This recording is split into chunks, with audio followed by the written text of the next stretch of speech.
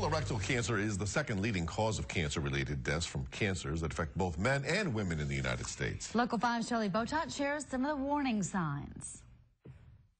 In 2010, more than 52,000 people in the U.S. died of colorectal cancer. More than 90% of people diagnosed are 50 or older, but it can strike at any age. So how you feeling? You've just started your chemotherapy and feeling okay? Yes. Leslie Bielawski is having a good checkup. I'm going through chemo right now and have my good days and bad days, but otherwise I feel great. About 6 months ago, late last year, I started noticing blood in my stool. She thought it was a recurring problem.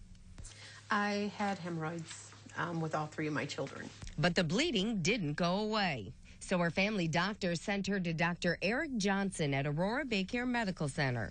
Luckily, she spoke to her doctor about it, and there were some things in her story that were a little bit different than just regular hemorrhoid bleeding, and so we investigated things further. But in her case, there was a mass that was identified about 2 feet up inside of her colon, and we took some samples or biopsies of that mass, and it was found to be a cancer. The hemorrhoids had been blocking the symptoms of Leslie's colon cancer. She was in stage 3. Dr. Johnson performed surgery to remove the tumor. With no history of colon cancer in her family and only 37 years old, Leslie was surprised. I was in shock. I didn't believe it. What was going through your mind at that point?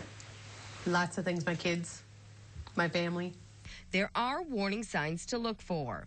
A change in bowel habits, weight loss, a feeling of pressure or distension, and then bleeding. Any one of those things or those things together can all be a symptom of cancer. Leslie is lucky. She noticed some signs and went to her doctor. It is recommended those with a regular risk get their first colonoscopy at 50, then every 10 years. Those with a family history of colon cancer or other risks should get one every 5 years. To learn more, you can call Aurora BayCare or email healthwatch@aurorabaycare.com. And that's your Health Watch. I'm Shelley Botat, Local 5 News HD.